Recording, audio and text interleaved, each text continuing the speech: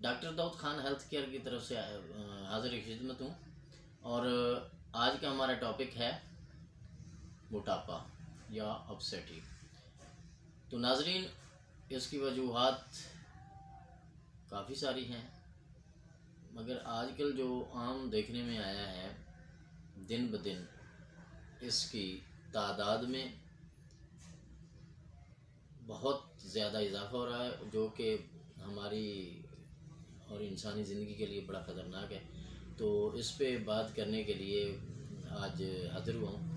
तो बेसिकली तो इनकी वजूहात बताया हूँ। इसका मेन आपको पता कैसे चलता है, एक तो आपको फिज़िकली पता चल रहा होता है कि आपकी ग्रोथ, आपके जो है ना जिस्मानी जो है अफजाइश दिन ब दिन धड़ाधड़ बढ़ रही है। दूसरा ये है कि इसमें आप अगर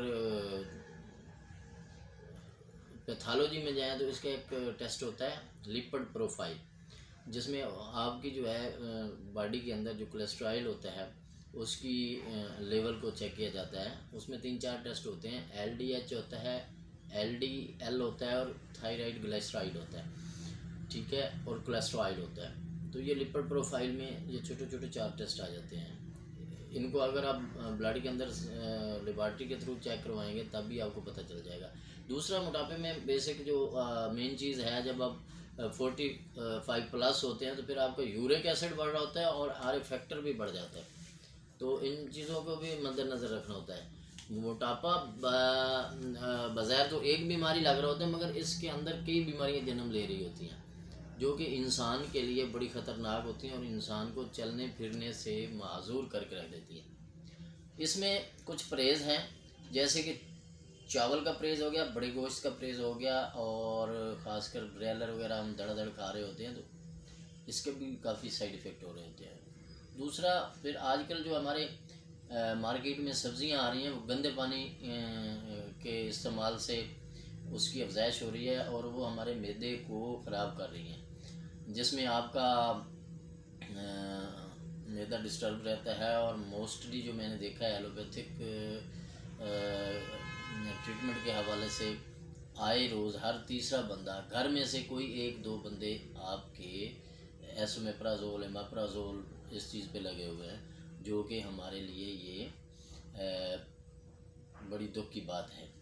ठीक, तो आते हैं अब हमारे होम्योपैथिक ट्रीटमेंट की तरफ। तो इसमें 4-5 अद्वियात ऐसी बताऊंगा जो कि आपको बेज़रर हैं और किसी किस्म का नुकसान दिए बग़ैर आपके ऊपर और आपकी बॉडी के ऊपर असरअंदाज होती हैं और आपको फिट और स्लिम करने में भी मददगार हैं, और आपकी जो है टोटल बॉडी के अंदर भी आपको एक्टिव रखेंगी और आपके मैदे को भी रखेंगी तंदुरुस्त। जिसमें से अब बात आ जाती है औरतों और मर्दों में थोड़ा सा डिफरेंस होता है, मेडिकेशन के हवाले से भी और खुराक के भी हवाले से भी।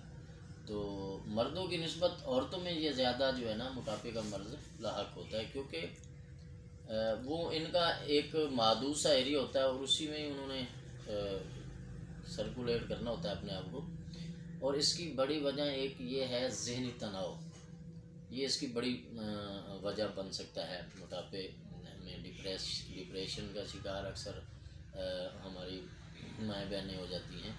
सो मैनी रीज़न्स होते हैं, फैमिली इशू चल रहे होते हैं, उसकी वजह से भी यानी कि डिप्रेशन का शिकार होती हैं और वो मोटापे की तरफ मैल हो जाती है। बाज़ाहिर तो वो यानी कि खाना पीना हर चीज़ ठीक होता है, मगर वो दिन ब दिन मोटी होती चली जा रही होती है, जो कि एक नुकसान है उन अपने लिए भी है और फैमिली के लिए भी वो सर दर्द बन सकता है। तो चंद एक मेडिसन है, मैं गोश्त गुजार करूँगा जर्नल उसकी इंडिकेशन के साथ। एक तो है फाइटोलिका बेरी, ठीक है, मदर टिंचर, और दूसरा है फ्यूकस।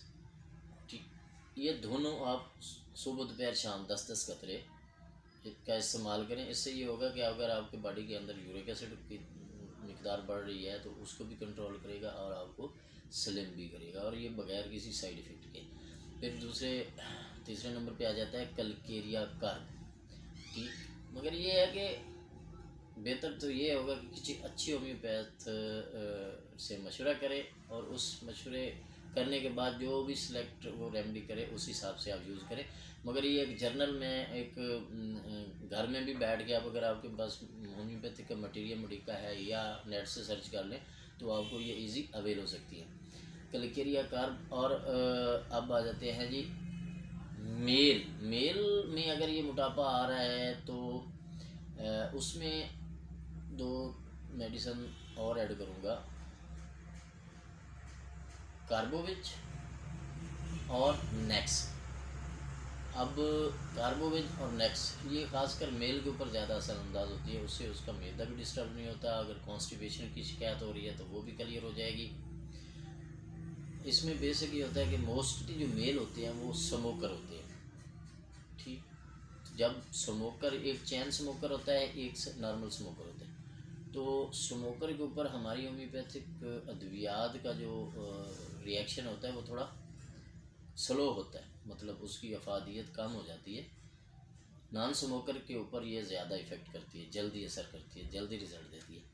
तो इसमें भी एक है, जब आप नेक्स्ट ले रहे होते हैं तो वो आपकी जो स्मोकर वाली हैबिट्स है उसको भी क्लियर कर रही होती है। वो आपके अंदर एक इम्यूनिटी बढ़ा रही होती है, जो कि कुछ अरसे के मुसलसल इस्तेमाल के बाद आपको उस स्मोकिंग से एलर्जी हो जाएगी। तो इस चीज़ को भी आप नोट करें। Phytolacca berry, fucus, calcarea carb, carbo veg और नेक्स्ट वोमिका, इन अद्वियात को पहले पढ़ें, इसकी इंडिकेशन देखें, उसके बाद इसके इस्तेमाल करें। इस्तेमाल का ये है कि इसका बेज़रर चीज़ें हैं और इसका कोई नुकसान नहीं है। तो आज तक की यही हमारे था। इंशाल्लाह नेक्स्ट बहुत जल्द आपको एक नए बीमारी के साथ, एक नए जिद्दत के साथ मिलते हैं। तो तब तक के लिए इजाज़त, अल्लाह हाफ़िज़।